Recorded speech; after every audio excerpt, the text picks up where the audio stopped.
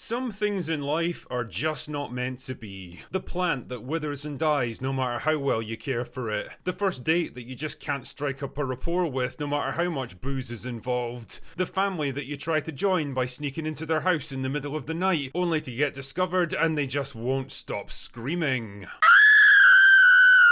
Or in this case, Sony's bizarre and often laughable attempt to exploit the handful of Marvel characters they still own the rights to by establishing their own mini cinematic universe. Because really, who can forget the cinematic delights of Morbius, Venom, Madam Web, or in this case, Kraven the Hunter? Well, everyone it seems, which is why Sony are officially abandoning the whole thing so they can concentrate on strip mining the one property that people actually still care about. Get ready for a lot more Spider-Man projects over the next few years, boys and girls. Anyway, you're not here for that, you're here to listen to my review of Kraven the Hunter. God knows why, but whatever, let's just get into it. Does it live up to the totally non-existent hype? Was it worth the 2-year delay? Is it even worth 2 hours of your time?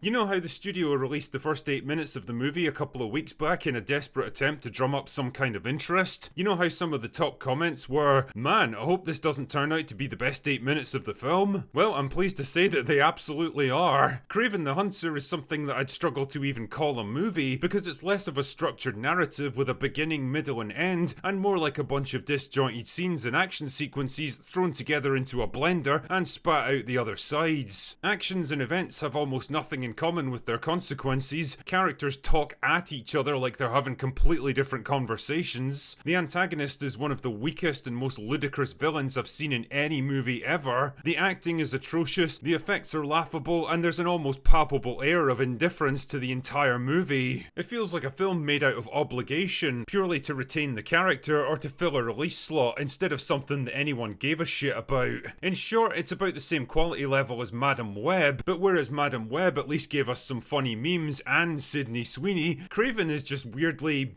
empty. It's a film with no heart, no soul, no energy, and no real reason for existing. I mean, it opens promisingly enough, I guess, with Kraven infiltrating a Russian prison so he can get to the warden and take him out, because it turns out that the man's an arms dealer who's responsible for killing a lot of innocent people. Why exactly is an international arms dealer also working as a prison warden in some frozen gulag at the ass end of nowhere? Don't know. That aside though, it's a neat enough sequence that's focused, well shot, brisk and businesslike. And the reason I call it out is because it's so completely different from the rest of the movie that it almost feels like it was lifted from a whole other project. And basically, it's all downhill from here. And this brings us to flashback time. Young Kraven and his brother Dimitri are on safari in Africa with their dad Russell Crowe when Kraven gets killed protecting Dimitri from a lion. But that's okay because a little girl shows up who's actually a voodoo priest or something whose gran told her that she needed to be there to save him, so she gives him a magical bullshit medicine that brings him back to life and turns him into a superhuman hunter.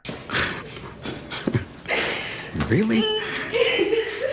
You know what? Fuck it, let's just keep going. Flash forward 16 years and Kraven's become a kind of boogeyman who hunts down criminals and bad people. And after he's finished that job in Siberia, he heads to London for Dimitri's birthday. But oh no, Dimitri gets kidnapped by Rhinoceros Man who wants Russell Crowe to pay a ransom for him. But because Russell Crowe's not interested in helping, Kraven instead tracks down the voodoo priest who's now working as a lawyer in London. Wow, that was lucky. Lucky that she happened to be based in the same exact city where the bulk of the action takes place. Also, how exactly did Kraven find her? Don't know. He just kind of shows up wherever the script needs him to be, and his only explanation is, "I'm a hunter."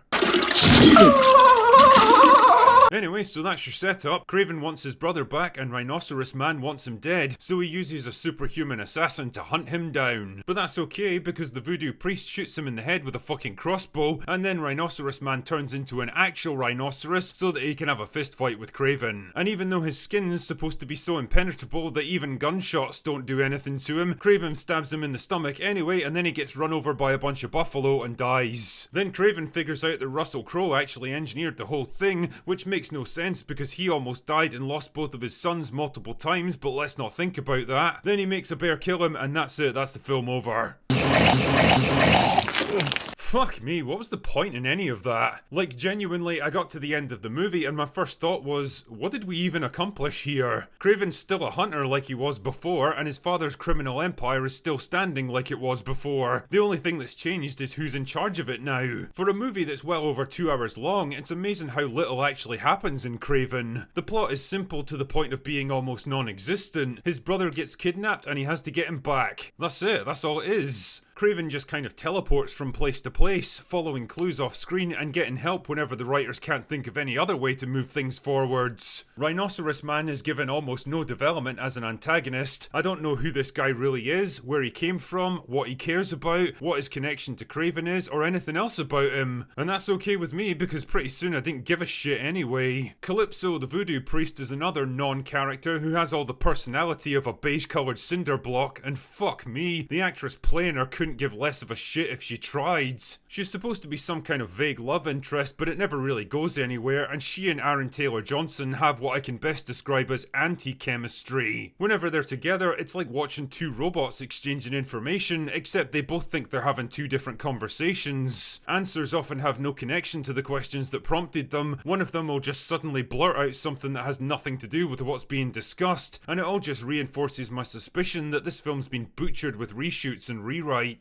The casting's a fucking mess too. I mean, I like Aaron Taylor-Johnson as an actor, and he's come a long way from his Kick-Ass days, but damn, he was badly miscast as Kraven. He looks lost and indifferent most of the time, like he doesn't really know how to play the character in a particular scene, and after a while he doesn't really care. And who can blame him, because Kraven feels like a character with no clear motivation, goals, or even personality. Changing him from a big game hunter to a kind of pseudo-conservationist slash vigilante was clearly done to fit with modern sensibilities, but it also neuters the essence of who he is and leaves him without a clear goal or worldview. Also, you're never going to convince me that this guy's supposed to be a fucking antagonist for Spider-Man. The film also clearly wants to say something about the complex and often antagonistic relationship between sons and their fathers as boys become men and men become old. The problem is that it doesn't really know what it wants to say or how, so the best it can manage is to have Russell Crowe show up once in a while, drink some vodka, yell at one or both of his sons, and then fuck off again. I mean, I love Russell Crowe as an actor, but holy shit, he needs to fire his agent because he's been in some terrible films lately. Aside from that, all the usual Sony trademarks are present and correct. The shitty CGI that was clearly done by the lowest bidder to save money, the clunky, awkward dialogue, the desperate attempts to tie it into other better franchises, and the choppy pacing that gives away a troubled production. With terrible reviews and a disastrous opening weekend, not to mention the death of the franchise it's supposed to be part of, the world is unlikely to remember Kraven the Hunter, and if I'm honest, I only watched it a couple of days ago and I'm already starting to forget it. And you know what? I'm perfectly okay with that. Anyway, that's all I've got for today. Go away now.